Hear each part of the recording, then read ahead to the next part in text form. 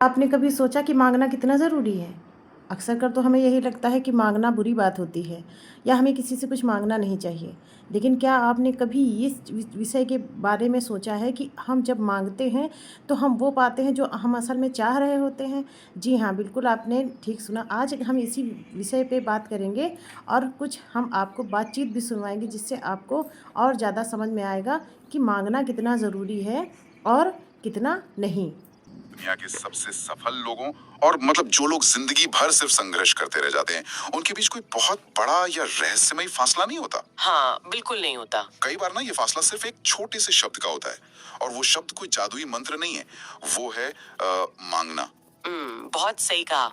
बचपन से ही ना दिमाग में एक झूठी कहानी बैठा दी जाती है, जिसे हम सेल्फ मेड या खुद के दम पर सफल होने का मिथक कह सकते हैं। एग्जैक्टली हमेशा यही सिखाया जाता है कि अगर कोई इंसान खामोशी से सिर झुकाकर कड़ी मेहनत करता रहे, तो एक दिन दुनिया अचानक उसकी प्रतिभाओं को पहचान लेगी।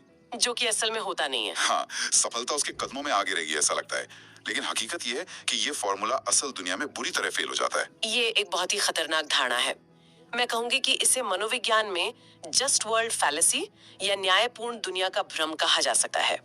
Just world fallacy. हाँ, इंसान ये मान बैठता है कि दुनिया एक स्कूल की तरह है, जहाँ अच्छे काम के लिए अपने आप अच्छे नंबर मिल जाएंगे। लेकिन आज हमारी इस गहन चर्चा के केंद्र में जो स्रोत है, जैक कैनफील्ड और मार्क विक्टर हैंसन की प्रसिद्ध किताब दी अलादीन फैक्टर, बिल्कुल, वो इस भ्रम को पूरी तरह से तोड़ देती है। किताब का स्पष्ट दावा है कि लोग अपनी क्षमता की कमी के कारण नहीं, बल्कि सिर्फ इसलिए पीछे रह जाते हैं क्योंकि वे अवसर, मदद या अपना हक मांगने से कतराते हैं। और यही आज की हमारी इस चर्चा का मतलब मिशन है, ये समझना कि इतने योग्य, बुद्धिमान और प्रतिभाशाली लोग भी आखिर वो एक सवाल पूछने से क्यों घबराते हैं जो उनकी जिंदगी बदल सकता है। सही बात है। ये जानकारी किसी भी ऐसे इंसान के लिए एक शॉर्टकट हो सकती है जो अपने करियर या जीवन में एक अदृश्य दीवार से टकरा रहा है। किताब का संदेश एकदम साफ है कि मांगना कमजोरी नहीं, ताकत है, और बहुत बड़ी ताकत है। लेकिन एक स्वाभाविक सवाल ये उठता है कि अगर मांगना इतनी ही बड़ी ताकत है, तो इंसान का दिमाग इसके लिए इतनी गहरी मनोवैज्ञानिक बाधा क्यों खड़ी कर देता है? मतलब हम डरते क्यों हैं? इस बाधा को समझने के लिए ना इंसान के विकासवादी मनोविज्ञान या एवोल्यूशनरी साइकोलॉजी की गहराइयों में जाना होगा। अच्छा। हाँ, स्रोत सामग्री 3 मुख्य डरों की बात करती है। पहला, लोग क्या सोचेंगे। दूसरा, अस्वीकृति या रिजेक्शन का डर। और तीसरा, शर्मिंदगी। ये तो बहुत आम डर हैं, हर किसी को लगते हैं। बिल्कुल। अब सवाल है कि ये डर इतने हावी क्यों होते हैं। हजारों साल पहले जब इंसान कबीलों में रहता था, तो समूह से अलग थलग कर दिया जाना या अस्वीकार किया जाना सीधे तौर पर मौत की सजा होती थी। ओहो। ये सुना कि जब हम मांगने चलते हैं तो कौन कौन सी बाधाएं आती हैं। अब हम आपको और भी पॉइंट समझाने के लिए दूसरी वार्तालाप सुनाते हैं, जिससे आपको और अच्छे से समझ में आएगा।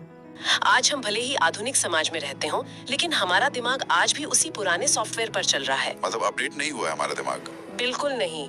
जब कोई इंसान कुछ मांगने के बारे में सोचता है, तो उसके दिमाग का वो हिस्सा सक्रिय हो जाता है जो शारीरिक दर्द को महसूस करता है। बाप रे, शारीरिक दर्द? हाँ, दिमाग को लगता है कि अगर सामने वाले ने ना कह दिया, तो ये सिर्फ एक पेशेवर हार नहीं, बल्कि सामाजिक अस्तित्व पर मंडराता हुआ एक सीधा खतरा है। लेकिन क्या ये तर्क आज के कॉर्पोरेट या पेशेवर माहौल में थोड़ा अजीब नहीं लगता? कैसे? मतलब कोई व्यक्ति अगर प्रमोशन मांग रहा है या किसी निवेशक से फंड मांग रहा है, तो वहाँ जान का खतरा तो नहीं है ना?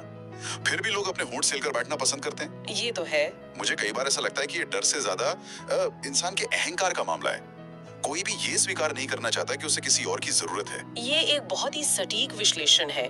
मैं मानती हूँ कि अहंकार असल में एक सुरक्षा कवच या डिफेंस मैकेनिज्म है। सुरक्षा कवच? वो कैसे? होता क्या है ना, जब कोई व्यक्ति ये सोचता है कि मैं इतना योग्य हूँ, मुझे किसी से कुछ मांगने की क्या जरूरत है, तो वो असल में खुद को उस संभावित शर्मिंदगी से बचा रहा होता है जो ना सुनने पर महसूस हो सकती है। मतलब वो पहले खुद को रिजेक्शन से बचा रहा है। एग्जैक्टली। लोग अपनी एक आदर्श छवि बनाकर रखते हैं। मांगने का मतलब है उस छवि को तोड़कर ये स्वीकार करना कि मेरे पास सब कुछ नहीं है। और ये बात स्वीकार करना बहुत मुश्किल होता है। हाँ, ये भेद्यता इंसान को डराती है। इसी वजह से लोग योग्यता होने के बावजूद एक निष्क्रिय या पैसिव दृष्टिकोण अपना लेते हैं और उम्मीद करते हैं कि कोई उनकी योग्यता को खुद ब खुद खोज लेगा। बिल्कुल, जो कि एक बहुत बड़ी भूल है। मांगना दरअसल अवसरों को अपनी ओर खींचने का एक सक्रिय तरीका है, न कि केवल भाग्य पर निर्भर रहना। यहीं पर मुझे लगता है कि योग्यता का पूरा गणित उलझ जाता है। हम सब जानते हैं कि नेटवर्किंग जरूरी है, ये कोई नई बात तो हम उम्मीद करते हैं आपको वीडियो पसंद आई होगी और इसका अगला भाग देखने के लिए बस थोड़ा सा इंतज़ार। Bye bye.